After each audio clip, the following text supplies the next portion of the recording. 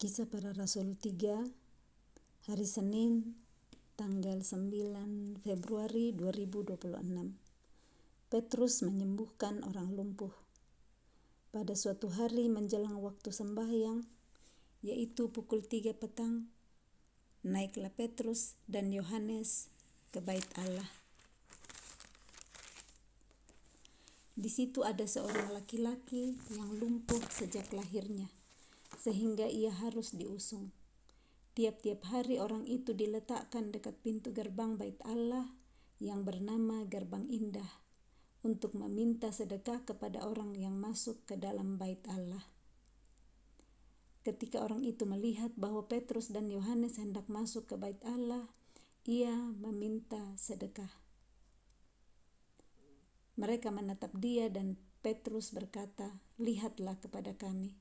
Lalu orang itu menatap mereka dengan harapan akan mendapat sesuatu dari mereka. Tetapi Petrus berkata, "Emas dan perak tidak ada padaku, tetapi apa yang kupunyai kuberikan kepadamu.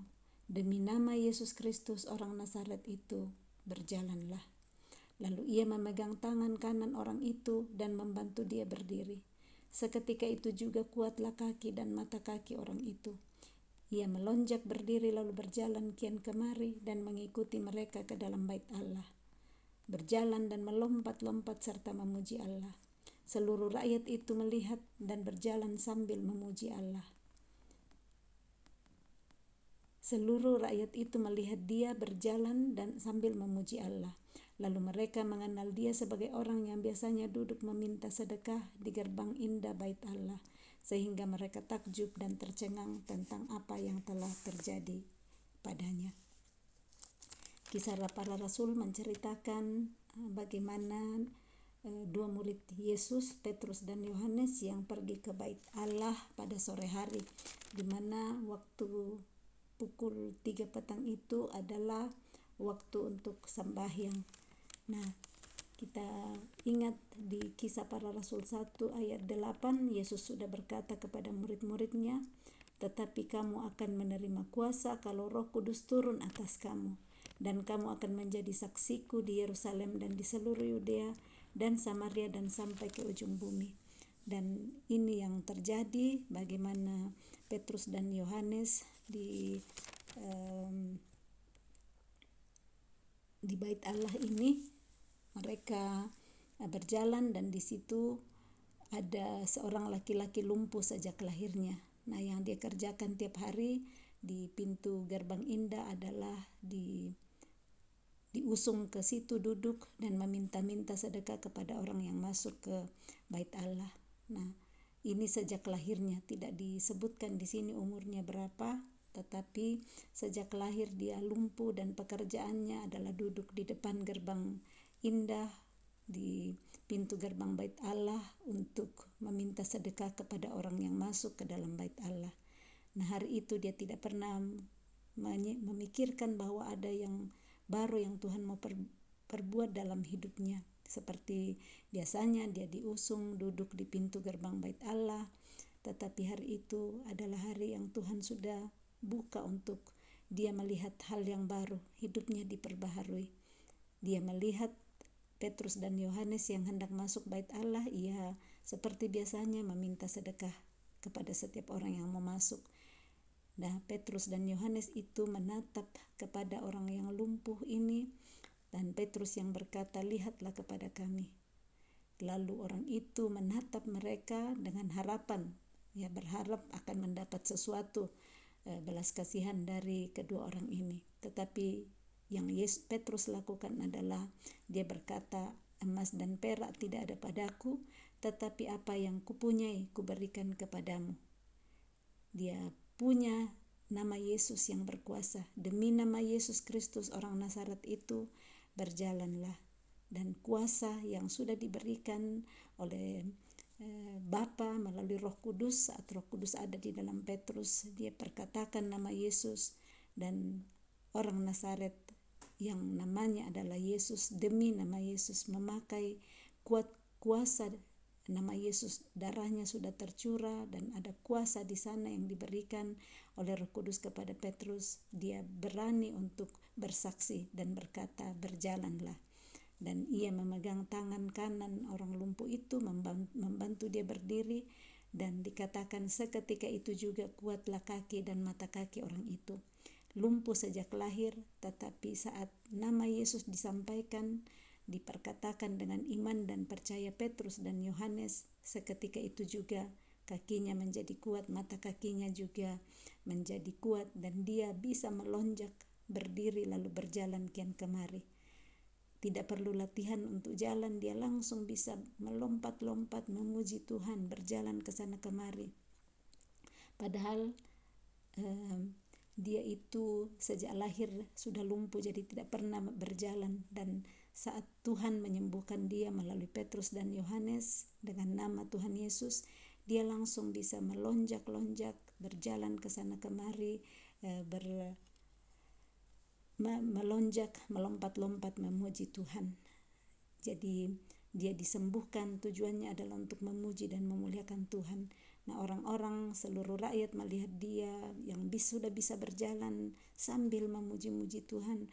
Mereka semua mengenal dia sebagai orang lumpuh yang hanya duduk di depan pintu gerbang indah Bait Allah untuk meminta sedekah, dan hari ini mereka melihat mujizat terjadi. Kuasa nama Yesus membuat mujizat terjadi di dalam hidup orang yang lumpuh ini.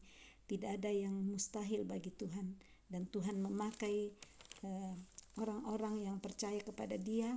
Saat itu Petrus dan Yohanes yang percaya bahwa kuasa Roh Kudus sudah turun atas mereka. Mereka terima kuasa saat Roh Kudus turun atas mereka, dan dengan nama Yesus mereka berani untuk memperkatakan berkat buat orang lumpuh ini, dan dia bisa berjalan. Mujizat terjadi saat nama Yesus dipercaya dan diperkatakan. Yesus sanggup melakukan yang tidak mungkin menjadi mungkin. Khotbah Petrus di Serambi Salomo. Karena orang itu tetap mengikuti Petrus dan Yohanes, maka seluruh orang banyak yang sangat keheranan itu datang mengerumuni mereka di serambi yang disebut Serambi Salomo. Petrus melihat orang banyak itu lalu berkata, "Hai orang Israel, mengapa kamu heran tentang kejadian itu, dan mengapa kamu menatap kami seolah-olah kami membuat orang ini berjalan karena kuasa atau kesalehan kami sendiri? Allah Abraham, Ishak dan Yakub, Allah nenek moyang kita telah memuliakan hambanya, yaitu Yesus yang kamu serahkan dan tolak di depan Pilatus, walaupun Pilatus berpendapat bahwa ia harus dilepaskan. Tetapi kamu telah menolak yang kudus dan benar, serta menghendaki seorang pembunuh sebagai hadiahmu. Demikianlah ia pemimpin kepada hidup, telah kamu bunuh, tetapi Allah telah membangkitkan dia dari antara orang mati. Dan tentang hal itu kami adalah saksi." Ini Petrus berkhotbah lagi di Serambi Salomo karena orang yang lumpuh sejak lahir tadi sudah disembuhkan, dia bisa berjalan dan ikut kemana Petrus dan Yohanes. Nah, semua orang yang mengenal dia sudah bertahun-tahun meminta sedekah di situ sangat keheranan, dan mereka datang mengerumuni mereka, yaitu Petrus, Yohanes, dan orang lumpuh itu yang sudah sembuh di Serambi Salomo. Nah, ini Petrus mulai berkhotbah, menyampaikan kenapa mereka heran tentang kejadian itu, dan menatap mereka seolah-olah mereka yang membuat orang ini berjalan karena kekuatan dan kuasa sendiri. Petrus mengakui bahwa bukan kuat kuasa mereka sendiri, tetapi Allah nenek moyang mereka lah, Allah nenek moyang kita yang telah memuliakan hambanya, yaitu Yesus. Yesuslah yang telah melakukan itu dengan kuasa nama Yesus, dan orang itu sembuh. Dan Yesus mengingatkan dan Petrus mengingatkan mereka bahwa Tuhan sudah mengirimkan hambanya, yaitu Yesus, tetapi mereka malah serahkan kepada Pilatus untuk dibunuh. Mereka malah lebih memilih pembunuh daripada Yesus. Nah, Dikatakan demikianlah ia pemimpin kepada hidup telah kamu bunuh. Yesuslah pemimpin kepada hidup. Tetapi Allah telah membangkitkan Yesus dari antara orang mati, dan tentang hal itu kami adalah saksi. Petrus menyatakan kamilah yang menjadi saksi atas kebangkitan daripada Tuhan Yesus. Dan karena kepercayaan dalam nama Yesus, maka nama itu telah menguatkan orang yang kamu lihat dan kamu kenal ini. Dan kepercayaan itu telah memberi kesembuhan kepada orang ini di depan kamu semua. Percaya di dalam nama Yesus yang telah menguatkan orang yang lumpuh ini dan memberikan kesembuhan kepadanya. Dia percaya, orang lumpuh ini mempercayai apa yang Petrus katakan, bahwa dalam nama Yesus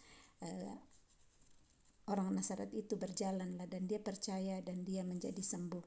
Hai saudara-saudara, aku tahu bahwa kamu telah berbuat demikian karena ketidaktahuan, sama seperti semua pemimpin kamu. Jadi Petrus mengatakan kamu tidak tahu karena semua pemimpin kamu demikian, sehingga kamu tidak menerima dia. Tetapi dengan jalan demikian Allah telah menggenapi apa yang telah difirmankannya dahulu dengan perantaraan nabi-nabinya, yaitu bahwa Mesias yang diutusnya harus menderita. Jadi sudah ada nubuatan oleh nabi-nabi Allah sebelumnya bahwa Yesus harus menderita, dan itu yang terjadi. Karena itu sadarlah dan bertobatlah supaya dosamu dihapuskan. Tuhan mau kita bertobat dan sadar supaya dosa kita dihapuskan, agar Tuhan mendatangkan waktu kelegaan dan mengutus Yesus yang dari semula diuntukkan bagimu sebagai Kristus. Kristus itu harus tinggal di sorga sampai waktu pemulihan segala sesuatu, seperti yang difirmankan Allah dengan perantaraan nabi-nabinya yang kudus di zaman dahulu. Bukankah telah dikatakan Musa, Tuhan Allah telah akan membangkitkan bagimu seorang nabi dari antara saudara-saudaramu, sama seperti aku. Dengarkanlah dia dalam segala sesuatu yang akan dikatakannya kepadamu, dan akan terjadi bahwa semua orang yang tidak mendengarkan nabi itu akan dibasmi dari umat kita. Dan semua nabi yang pernah berbicara mulai dari Samuel dan sesudah dia telah bernubuat tentang zaman ini, kamulah yang mewarisi nubuat-nubuat itu dan mendapat bagian dalam perjanjian yang telah diadakan Allah dengan nenek moyang kita, ketika ia berfirman kepada Abraham, oleh keturunanmu semua bangsa di bumi akan diberkati. Dan bagi kamulah pertama-tama Allah membangkitkan hambanya dan mengutusnya kepada kamu, supaya ia memberkati kamu dengan memimpin kamu masing-masing kembali dari segala kejahatanmu. Amin. Ini firman Tuhan yang mengajar kita untuk percaya dalam nama Yesus, nama yang sanggup menyembuhkan, nama yang sanggup menguatkan, seperti yang kita lihat dan baca hari ini. Kita baca ya, tidak lihat langsung, tapi kita baca bagaimana Petrus menyembuhkan orang yang lumpuh sejak lahir itu dengan nama Yesus. Demi nama Yesus Kristus orang Nazaret itu berjalanlah. Kita percaya cara Yesus menyembuhkan semua yang sakit, yang lumpuh dalam hidup kita, Tuhan sanggup pulihkan. Kita percaya dia, dan caranya Tuhan, waktunya Tuhan. Dia yang bekerja dengan kita tidak mengerti caranya. Jadi dia selalu punya cara untuk menolong kita. Dia dahsyat dalam segala perbuatannya, dan baik kita tenang dan tentram di dalam segala cara-cara Tuhan untuk menyembuhkan, memulihkan. Butuh daripada kita adalah mempercayai apa kata dia, mempercayai sekalipun tidak ada dasar untuk percaya, tetapi mari kita tetap percaya karena dia Allah, dia yang sudah bangkit mengalahkan maut. Dalam namanya, oleh bilur-bilurnya, semua yang sakit disembuhkan. Dia sanggup memulihkan. Yang tidak mungkin bagi manusia mungkin bagi Tuhan. Tidak ada yang mustahil bagi Tuhan, tidak ada yang mustahil bagi orang yang percaya. Salam kasih, Tuhan Yesus memberkati. Shalom.